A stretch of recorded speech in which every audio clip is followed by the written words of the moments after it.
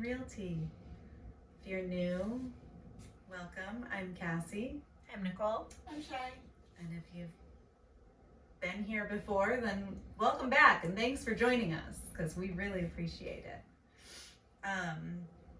So I wanted to talk about something different today because there has been like an ongoing case in Connecticut, which is our neck of the woods because we are from New England, and let's be real, we're all basically just one state at this point because we're all so small. So in Connecticut, there was a real estate broker that Kendall Rae just covered. If you have never watched Kendall Rae, highly recommend her. I'm going to link her videos in the description because I'm gonna kind of just like briefly overview this case. I'm not gonna like deep dive into the nitty gritties of the case because it's not really real estate related. So yeah, bear with me because I've literally never covered true crime before, and trigger warning, it is about murder and loss of a spouse, and this is just a really, like, this man is just shit. Like, he is just shit. Like, we encounter some shitty people in our industry, and this man is definitely one of them. So if you follow true crime, you may know what I'm talking about. And if you don't, it's the Fotus Dulos case. And he has a house in Connecticut. I'll just jump right in. So Jennifer Fore Dulos was born. I'm sorry, can I cut everybody off? I just Yeah. got a counter offer for my offer. You really need, quick? yeah, you need to deal with that. Life in the day of a realtor. Anyway, jumping right in. Jennifer Fore Dulos was born on 9/27/68, raised in Brooklyn Heights, New York. She had a privileged life.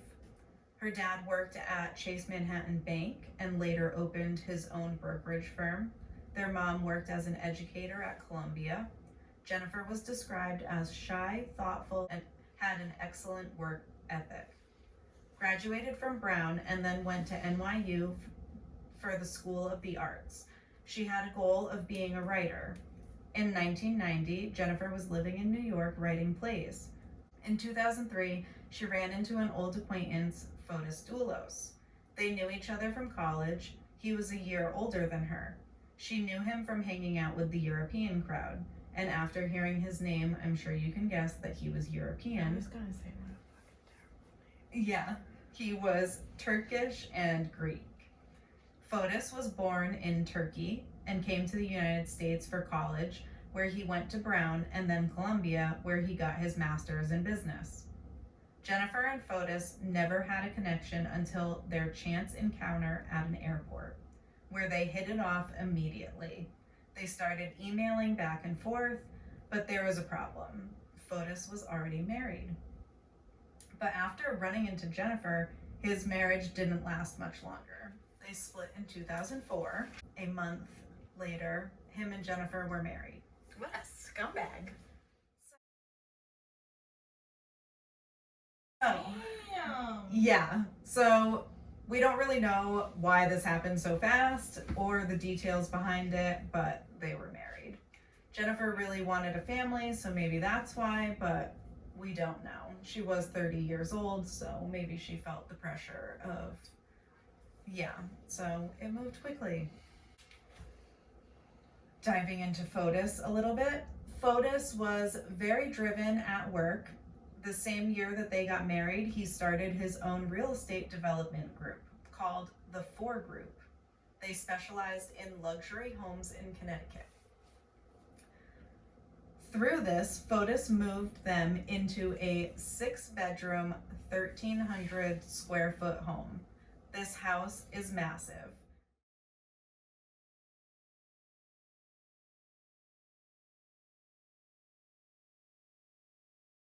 So it was a 1,300 square foot home. which isn't surprising because they had a lot of money and Fotus was in real estate. This house was decked out. There was a gym, a library, and 2 playrooms. They filled this large home with a large family. They had 5 children, including 2 sets of twins.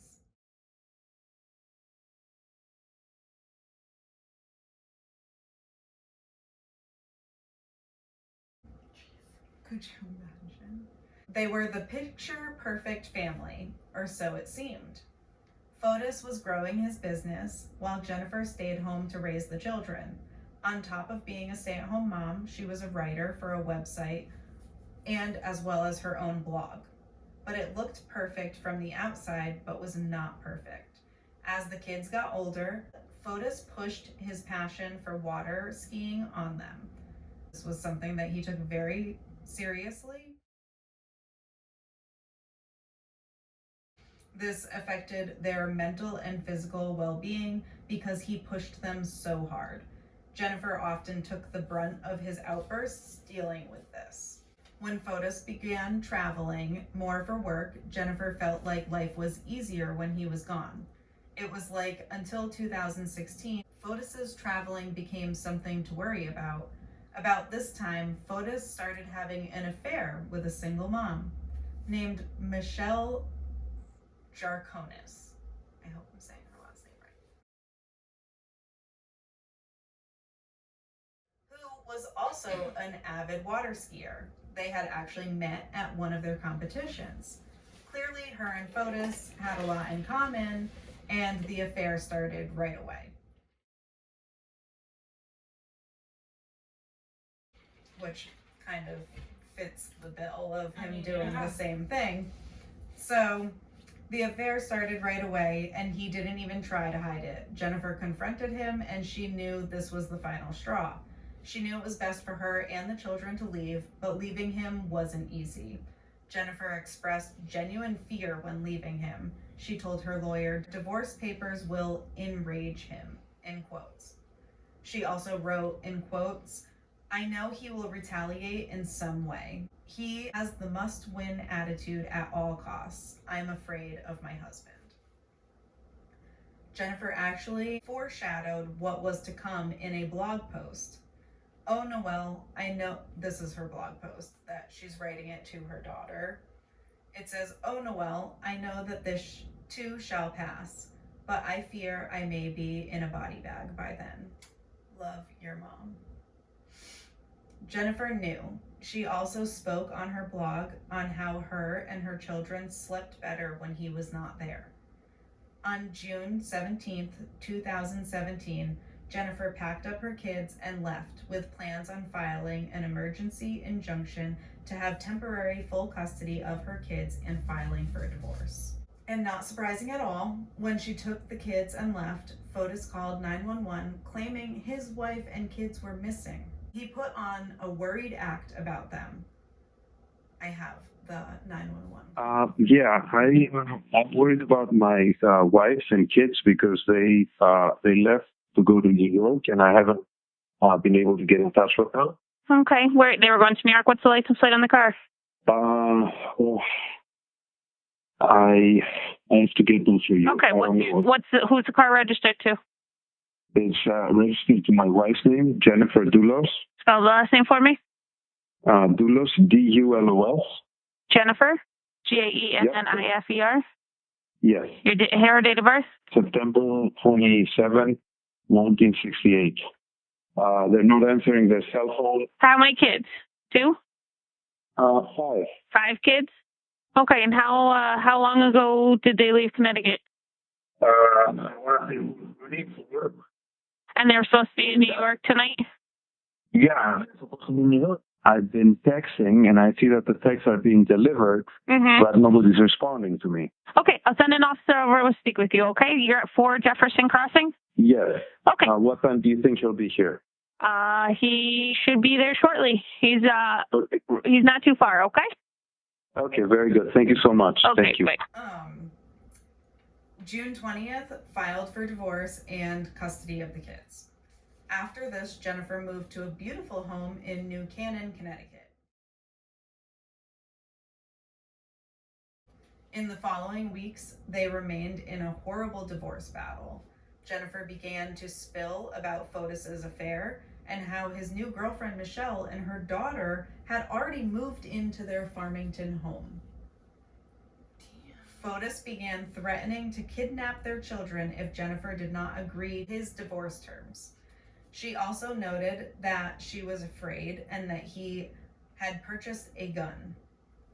Fotus, of course, denied this and also began breaking court orders of not bringing the kids around his new girlfriend because she requested him to not do that. And of course, he just moved her right in. He also coached the kids to lie to Jennifer about being around Michelle and to their court-appointed psychologist, which got Jennifer full custody and Fotus's rights revoked. He was only allowed supervised visits and monitored phone calls, which pissed Fotus off, of course, naturally. He tried to get this reversed and was denied. Foto was also being sued by Jennifer's mom because she gave him the startup money to start his business, and he was supposed to pay her back. But he never did. $2.5 million. In 2018, the lawsuit began. Jesus. Fotus was now being held accountable, which he did not like. He felt like he was losing and wanted to retaliate. So, going from asking mommy-in-law for money to start his real estate brokerage, growing his real estate brokerage to the point where he could afford this monstrosity of a house in Farmington, Connecticut. And now he's being sued and his wife is divorcing him. I hate him. Right? It gets so much worse. Like, it's so bad. So, let's keep going before I burst. So, May 24th, 2019, 2 years into the divorce battle. Because this is how long he was drawing it out. Like, he just kept it going. Right. Couldn't just sign and be okay. Jennifer was navigating for 2 years being afraid of this man, and thankfully her nannies stuck by her and continued to work for her and help with the kids through all of this. Lauren was the nanny. This day was a normal Friday. Jennifer got the kids ready for school and took them. It was a half day, so Jennifer dropped them off and Lauren was scheduled to pick them up. Jennifer dropped the kids off in her Chevy Suburban because it's a lot of kids. You need a big car. I don't have kids, I still want a Suburban. So she dropped the kids off in her Chevy Suburban, but then returned home to eat breakfast and switch vehicles into her Range Rover because she was heading into the city. And obviously parking a Chevy Suburban in the city is not easy, so Range Rover, a little more compact, can squeeze it in there. So she was going to switch vehicles and eat breakfast really quick before she went to the city for the afternoon. And then she was supposed to return from the city to take her daughter to her orthodontist appointment because it was a half day from school, so utilized the time with an orthodontist appointment. Sounds about right. Mom life. So a neighbor's camera caught Jennifer leaving to bring the kids to school and returning after. But at 11:30, Lauren arrived at the home and noticed that Jennifer's Range Rover was still there and the Chevy Suburban was missing. She also noticed a half-eaten granola bar on the counter, which she didn't really think anything of because maybe she was just in a rush and forgot to clean up her breakfast. Jennifer's purse was also on the ground. She also thought that was strange. Jennifer took good care of her stuff and would never just leave her purse laying around. When Lauren went to clean up the granola bar and the tea that was left on the counter, she noticed a 12-pack of paper towels that she had just bought was down to 2 rolls in less than 24 hours. All of this combined created fear in Lauren. Lauren knew Jennifer would not miss her daughter's orthodontist appointment. Lauren began contacting Jennifer's friends and family. They called the police, and they found blood spatter all throughout the garage. The garage quickly became a crime scene. The police also noticed that there had been an attempt to clean up the blood splatter, which accounts for the 12 paper towels. The search of Jennifer's Suburban that was missing from the garage was found abandoned only 3 miles in Waveney Park. Sorry if I'm butchering that. The car was left running and the transmission in reverse, with blood on the passenger seat. The black WeatherTech floor mat from the trunk missing.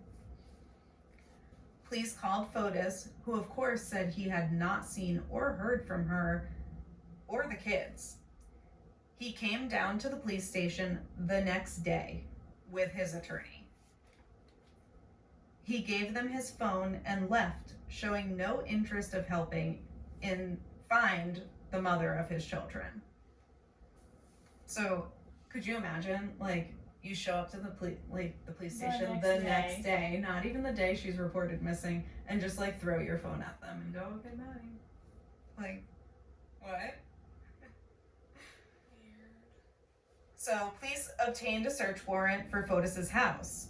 So, the same camera that caught Jennifer's car leaving to bring the kids to school also captured the Suburban leaving again at 10:25. Police believe Fotus was driving her car with Jennifer in the trunk. Evidence of this crime: there was blood on the Range Rover in the garage, spatter and partial footprint in the garage, positive match for Jennifer's DNA, 2 sets of DNA, they were Fotus and Jennifer's. Fotus admitted to never being in Jennifer's house, so why was his DNA in the house? Which to police could only mean he killed her inside the garage and attempted to clean it up. So the police had Fotus's phone, and his phone pinged that he was at home during the murder, but was not that afternoon because he was in Hartford at 2 p.m. and then proceeded to move around the area for the next 30-ish minutes. A truck registered to Fotus's real estate company was caught on surveillance making multiple stops at public trash cans.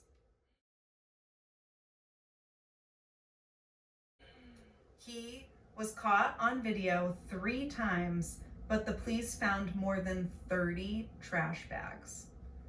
He tries to explain this away by saying someone left the trash at his house, and instead of getting authorities involved, he just threw them away himself.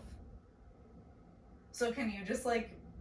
In numerous public trash cans? Right, like just process that. Like someone just dumped 30 trash bags on my front lawn, and instead of like calling anybody, I just took it upon myself to throw them away. All over Hartford. All over Hartford, because it's so easy to get around Hartford. And when they find those trash bags, they're gonna have body parts in them. So let's continue. That's how he explained that. Someone just dumped the trash there. So Fotus wasn't alone. Michelle was caught on camera with him. Fuck that bitch. His new girl. His new girl. Okay. So the police immediately shut down Hartford Trash to try and locate the bags. This was classified as a murder with all of this evidence found. Found license plates that were modified. So in the camera footage, it shows him throwing a bag in a trash can, but then also putting a bag down a storm drain, like a catch basin. And Michelle was leaning out of the truck at this point. It looked like she was like dumping out a coffee or something. I don't really know what the fuck she was doing, but she made it clear that she was there too. So the police went back to that street corner and looked in the catch basin. Why don't I keep wanting to say basement? The catch basin. By that time, the trash had already been taken, so they couldn't look in the trash can for what he threw away. But what he put in the catch basin was still there. And it was modified license plates. And of course, when they removed, it was like duct tape that was put on the license plates to make them look like they said something completely different than they did. So they at first ran the license plates as they saw them. And then when they looked closer, they realized they were modified. And when they removed the duct tape or the electrical tape, they, of course, went back to Fotus. They were registered to Fotus.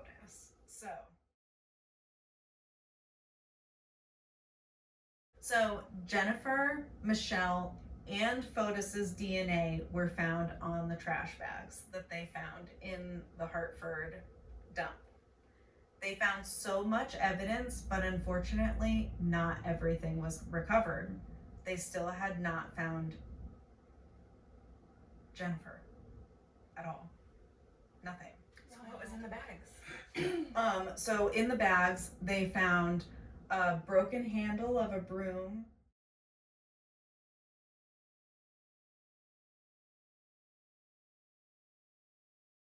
So they found a broken broom handle, multiple paper towels, clothing items of Jennifer's, just like All the accessories to the murder. Yeah, So what did right. you do? Like put one piece of everything in the fucking trash bag? It This seems like- dirty trash bag? Right. It seems like he tried to separate everything as much as he possibly could to make it just like super difficult. But the police, I will give the Connecticut State Police props because they really did work really quickly in this case to like recover the evidence that they did.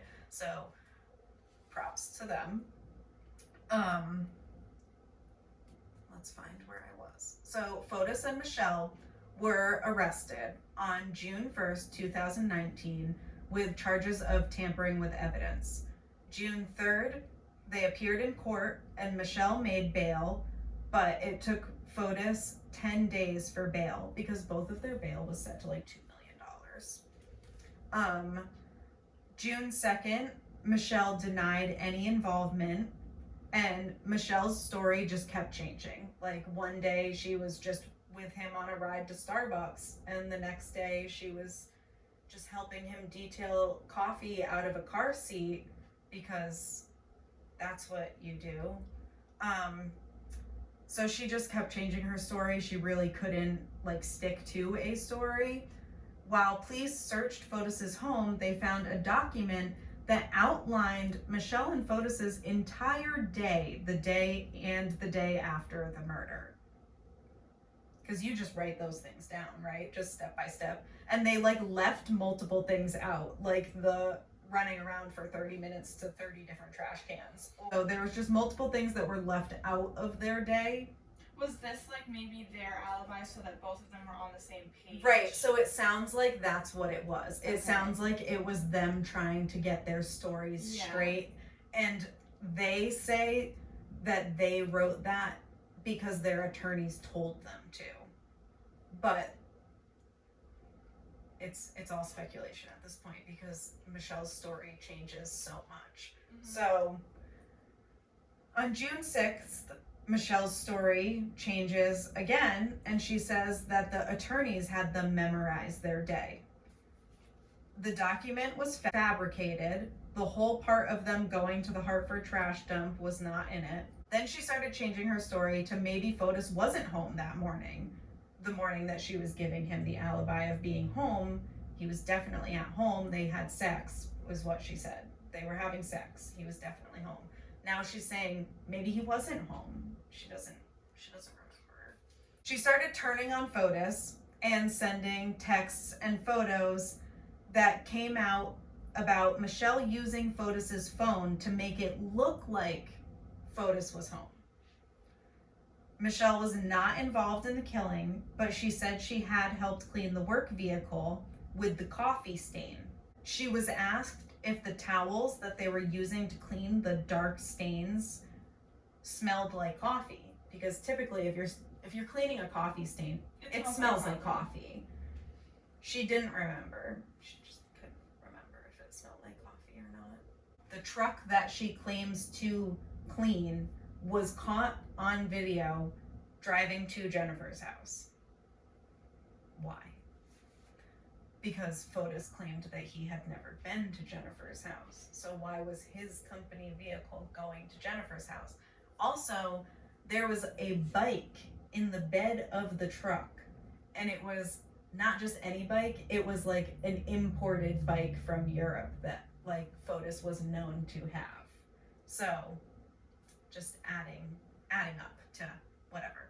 So the bike was seen on video riding the rest of the way to Jennifer's house. So investigators think that Fotus stole his employee's truck for the brokerage, put the bike in the truck, rode the bike the rest of the way to her house after leaving it at the Waveling Park, and then when he got to Jennifer's house, he took Jennifer, put her in the trunk of her Suburban, and drove it to Waveling Park, where he left the Suburban, moved Jennifer to the truck, and drove away.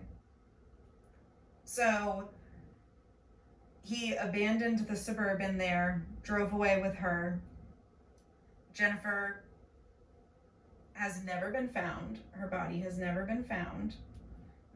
Her kids are with her mom, and nanny Lauren has remained with the mom to care for the kids over this time. So they have had that stability in their lives, thankfully. Good for her. Right. So she is still in their lives to this day. And I have a GoFundMe that I'll link to help raise funds to try and find Jennifer, because they still haven't found. Still to this day, they have not found her. So this all happened in 2019 to now 2020, where we're getting into 2020 is to when, so it was like mid-COVID that they were trying to try him, and that also slowed things down because they weren't doing anything in person or anything. So now we're gonna get like into the trial just a little bit, because I don't want to like focus on this. I kind of just wanted, you know, he's a real estate broker. He had his own real estate. He has this massive house. He has houses that he's now, like, he was bringing the truck to one of his clients' house to detail it. I didn't really get into that, but that was like, he was using clients' houses to, like, I think it's crazy they didn't find her body. right. Like, I feel like everything was done so quickly. Like, they were pretty, like, on top of it. They were aware that she was missing really quickly, brought him in, and I just feel like there's, like, How did they not find Yeah, where he that's, put like, her? crazy. Well, not for nothing, if he was so stupid with everything else. How was he so How- smart with that? yeah. So- Especially because I feel like there wasn't too much travel. So in that he had time. help. Oh, Jesus Christ. Okay. It gets worse, I should say. This man is like just the biggest piece of fucking shit. So, just after Jennifer's disappearance, Fotus's attorney made a statement that this was a case of revenge suicide. He based her disappearance on the Gone Girl book by, I think it's Gillian Flynn. Okay, wait, I think I've heard about this case now. Yeah, so he claimed that Jennifer recently wrote a manuscript similar to this story, which Jennifer's friend responded, who had actually read the manuscript, and said that her manuscript was not related to that at all, because the attorney was trying to make it seem like she faked her disappearance and was trying to pin it on her husband. Which is why her blood was all over the garage. Correct. Absolutely. I mean, you gotta make it look real. Such bullshit. Such bullshit. So, Fotus's attorney was actually arrested. His name was Kent. Of course it was. He was a friend and attorney for Fotus, and he had actually, the day of Jennifer's disappearance, went to Fotus's house and claimed that he had a meeting with Fotus, but they later learned that this was him creating Fotus's alibi, because after Michelle and Fotus had sex all morning, Fotus showered and went downstairs to their conference room in their house to have this meeting with Kent. And Michelle's not sure if the meeting actually ever happened, because she doesn't remember seeing Fotus, but she did see Kent. So Fotus must have been there. So the attorney is now lying. That's a loyal ass attorney. Right. Let me help you kill your wife. Right. What on earth? So,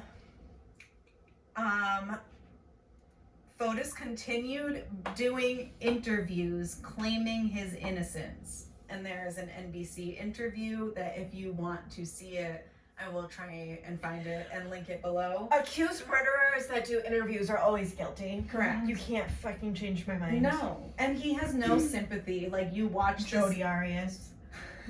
you watch the interview and he has like no emotion, and she is like just badgering him like, well, the statistics say that 95% of the time it's the husband, and he's like, well, I'm in the 5%. Like, of course you fucking are. Of course you fucking are. Yeah. So anyway, Psychopath. as you thought that it couldn't get worse, it gets worse. Okay, so the attorney's been arrested. The attorney and Michelle are arrested. Fotus has been arrested. Michelle, they all make bail. They're all out on bail because they all have loads of fucking money. So at this point of the trial, Michelle had completely turned on Fotus. His now ex-girlfriend and accomplice requested Fotus not even be allowed to contact her. So she like full send hates him now. Fotus, of course, has a new girlfriend. How do you, like, I know. So she must ignore all those red flag girlfriend. So he has a new girlfriend. So on 9/4, they were arrested. 9/5, Michelle was arrested. In 2020, January 7th, Fotus was convicted of murder. December 28th, 2020, Fotus didn't show up for his bond hearing. So police went to his house, and his new girlfriend showed up to the hearing. And when she realized Fotus hadn't showed up, she was like, you need to call 911. I'm afraid he did something to himself. So this fucking coward, was found in his garage, barely clinging to life. He had rigged a hose from his exhaust to his car window. First responders tried to perform life-saving measures, but 2 days in the hospital and Fotus was pronounced fucking dead. He did leave a suicide note, Good thing. claiming he couldn't handle the pain of being accused of killing his wife. More like he was scared to fucking take his ass in prison. He also wrote that Michelle had nothing to do with it, and Kent didn't either. So he did, though. No. But that's He's what I'm saying. innocent and How can you say who had anything to do with what if you didn't have anything to do with it either? Right. Yeah, they could have killed her behind your back. Right. I just want to know where the fuck the body is. I know. That's Right. crazy. So the night that Fotus was declared dead, his new lawyer, put into motion, they continue forward with the murder trial for the right to clear his name. This is his new lawyer or the arrested lawyer? No, the lawyer that's like been representing him through the case. How are they gonna still let this guy represent him? No, different. Lawyer friend. Okay, so Ken is not his lawyer. Right, like he is his attorney, but not for this. Okay. Sorry, I should have clarified that. Okay. I realize how that 'Cause could have I'm been like, confusing. wait, that's I'm a not sure if total- maybe Kent was like a real estate attorney, but he was an attorney friend. He was not Okay. representing the case. He was just trying to provide alibi and help Fotus cover everything up because he knew the legalities, and Okay. that was the attorney he ran to, like, I just murdered my wife, what do I do now? Okay. Gotcha. Or I want to murder my wife, what do I do? He said that to him? No, Oh. I'm just saying, Oh, that's, I'm like, I'm, damn. I'm speculating that is what happened, Okay. and that's how this And his attorney, lawyer was that's how probably like- Kent got involved. Yeah. But now, new lawyer that is representing his case for the trial said that they would like to continue the case even though Fotus is not here, because they would like to clear his name, because he believes he was innocent. Yeah, because Minus- people alter license plates and throw them in a storm drain. Right, like Among literally other all the things. fucking evidence that you Yeah. have, like Among the other blood, things. the DNA, the fucking license plates, the fucking trash bags, the surveillance footage of your truck and bicycle. But yeah, you had nothing to do with it. Nothing. And that said bicycle also just magically disappeared. Like he just Maybe it's with the body. didn't It's happen probably anymore. in the lake next to Jennifer. So yeah, everything for Michelle and Kent was scheduled and like continued on schedule, and March 21st of this fucking year, that bitch was found guilty. And she sobbed like a baby. She should. Too bad Connecticut got rid of the death penalty. Right? Well, she's gonna be in jail forever. She's 49 years old and she got life, so. Good. Yep. As she should. And I think Kent was found guilty as well with tampering of evidence and. I hope they make like a plea with her or something, just to be like, where's the body? Yeah, I'm But don't let her definitely. out. Be like, oh, you can have. We'll make it 50 years if you tell us where the body is, because then she'll be. I wonder if she knows. So I'm gonna link the Kendall Rae, both of her videos, because she obviously did much more of a deep dive than I did. She has all of the facts. I hope that I said everything correctly. I know that her family is trying to get it. Like, they're saying that it was an unfair trial and that she had nothing to do with it. She's trying to claim. Oh no, I don't agree with that. Yeah, no, she's trying to claim that because she's from Mexico, I think.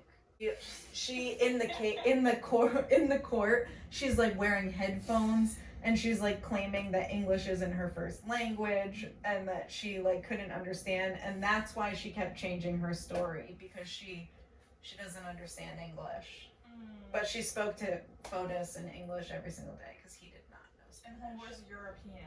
Like, Right, he what? didn't know Spanish, so like you clearly had a relationship with an American, and yeah, the whole case is just like mind blowing. It makes me so mad that he literally killed himself. Like, you deserved to rot in prison forever. Mhm. I would love to know, yeah, where he put her. Oh, that's what I was gonna say before. So Kendall, like, obviously covered it way better than I did. It's what she does. But she did say that he had gone to Kent. I think it was Kent. Used to be part of a rod and gun club, and he wasn't a part of it anymore. But he had contacted the president of the club asking if he could use the land just for one day. And then there was 2 hunters that were out on the Rod and Gun's land, like hunting, and they found like a literal grave. Like, it was like, they said that it was like dug for a human. Like, it was long But there was and nothing- But deep, there wasn't anything. but there was nothing in it. And then they didn't report it right away because they weren't really sure like what it was or what, if it was anything, and they didn't want to report something that was nothing. But then when this whole case like kind of broke, they were like, oh shit, maybe it was something to report, and they did end up reporting it, but by then it had already been filled in by the Rod and Gun and it was like covered. But nothing was found, like she was not in it. Maybe she's alive. So they think that maybe he was going to put her there, and then because Or he just could did have that been to throw traced them there. off. It could have been, yeah. Yeah, the way that he so quickly was throwing things away, I just don't know how long, I mean, I don't know how long it takes to dismember a body, but it seemed like he was like acting very quickly. I just don't know what. Something tells me that he didn't. Right, and he just got rid of her as whole. Like, there's no way. So they've had, Especially if they didn't find anything in those trash bags that, like, signified a cleanup other than cleaning up the blood in the garage. Like, cleaning up, literally dismembering a body has got to be a lot more than 10 rolls of paper towels. No, and that's, You know what I they mean? all they found was like blood splatter and a partial footprint in the garage. Yeah. There was nowhere So near he, like, enough dropped body. it off a bridge or something. It's possible. Yeah, and I would think dismembered that, I mean, I would assume if you're dismembering, you're not leaving all in one place. You would Yeah, think 'cause when that you if they said did that, 30 you would trash find bags. something. Well, and that's what I Well, thought. just I maybe was a like, foot in one. and that's Yeah. what I thought too. But he acted so quickly that like, did he have time to do that? I wonder if he put her in a storm drain. I don't know. So Kendall did make Again, no, that would come out. That would come out eventually. it would they would It find would- it somewhere, and it's So been they're still actively investigating her? yes, because Okay. it's only been 4 years. Well, 5 years. yeah. But still, a body can decompose in water He in like probably 6 fucking months. buried her in like some fucking house listing, Mm. new construction, something like before poured foundation. Yeah, I mean, he had Because yeah, if he connection. thought about digging her a grave, then I mean, this is all speculation because I'm not a detective, but you would think that he would have buried her if that was him. That was digging his a thought grave. process. Yeah, Right. but after 5 years, you're not going to find a body in water, or it's going to be like It would floating. be, yeah, it would be like skeletal. Like you would, yeah. Which that may happen. I mean, maybe someday somebody will. Because I think, what is it, like a month in water and you're like totally. I'm not sure. I've watched So- a lot of murder. Yeah, same. But you would think again, like in water, like all bodies of water connect. Mm-hmm. So you would think it would eventually Come like out. unless like weighed down, I suppose. I'm not sure. So Kendall did, she's amazing, and she did make a donation to a cadaver dog that is like famous in Connecticut.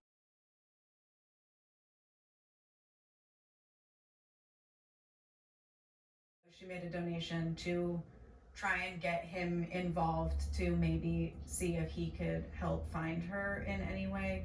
What a dumbass. I know, I literally hate him. So just like, I hate him even more that they haven't found their body because literally everything he did was so stupid and quick.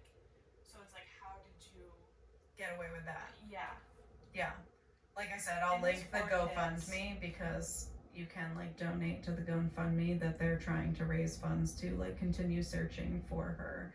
His poor kids. Yeah, so the kids are still with the mom and Lauren is still actively their nanny, so they do have some stability. They're not young anymore. They're between the ages of 13 and 18 now, so they definitely know what's going on. That's so And fucked. to lose both of your parents in such a traumatic way, in such different ways, is just heartbreaking and infuriating that he would even do that to them. Like, you could have fucking admitted it. divorced her. In that suicide note, Yeah, you could give have them the fucking closure. admitted it Give them and the given closure, them, yeah.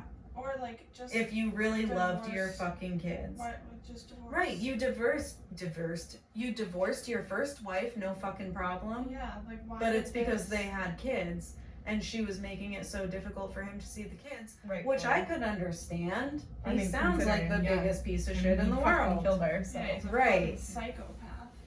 Yeah, Good for her though for blogging and being like, I'm afraid of this guy because. facts. You always put that shit in writing. Yeah, but That's crazy. yeah, just crazy. So I don't know. I just wanted to cover that. It slightly involves real estate. I mean, he was a broker, borrowed money from his mommy-in-law to start his brokerage. Who borrows 2.5 mil to start a brokerage? Right? You definitely don't need that No. much. And then not pay it back when you have like this monstrosity of a fucking house. Yeah, but like.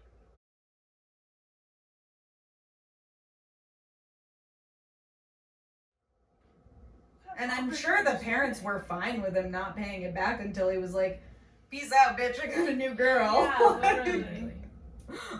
Just what a scumbag. I don't know. Yeah, so kind of a heavy case. I should probably put a trigger warning on there. But damn. I know. Thanks for researching. Yeah.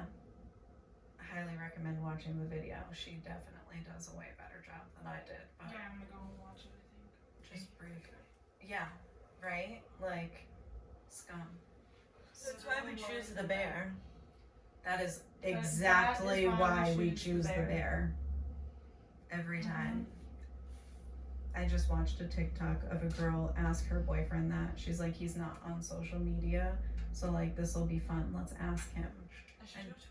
she was like, babe, would you want me to be lost in the woods with a man or a bear?